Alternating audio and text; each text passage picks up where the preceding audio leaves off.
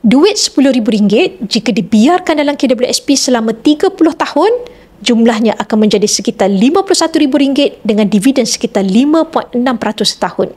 Nilainya nampak besar bagi siapa yang tidak faham tentang time value of money atau bahasa mudahnya tentang kuasa beli duit kertas. Tetapi bagi siapa yang tahu, nombor itu langsung tidak mengujakan.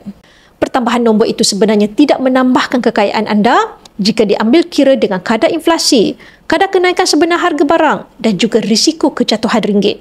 Sejarah ringgit 30 tahun yang lalu, tahun 1997, ringgit pernah jatuh 50% setahun.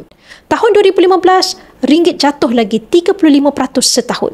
Jika anda ada dalam akaun RM10,000, ia masih kekal RM10,000. Tetapi hakikatnya, kuasa beli sudah hilang 50% dan 35% hanya dalam masa setahun. Orang kaya, mereka tidak menyimpan harta yang banyak dalam bentuk duit kertas. Mereka faham tentang kuasa beli duit yang boleh hilang.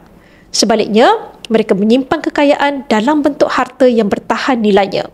Simpan hartanah, tanah yang mendatangkan hasil, bisnes yang berpotensi besar untuk berkembang pada masa depan dan juga untuk bajet yang tidak terlalu besar, simpan dalam bentuk emas. Apabila anda menyimpan emas, anda tidak perlu lagi bimbang tentang kehilangan kuasa beli.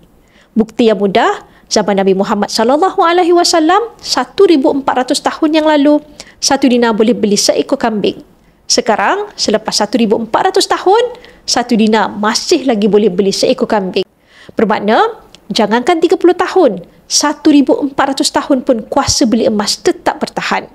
Bagi yang ingin mengalihkan sebahagian simpanan jangka panjang anda ke dalam bentuk emas fizikal, anda boleh rujuk pin video saya untuk 5 langkah daftar akaun Public Gold dan saya akan bimbing anda dalam langkah-langkah simpanan emas yang terbaik untuk anda.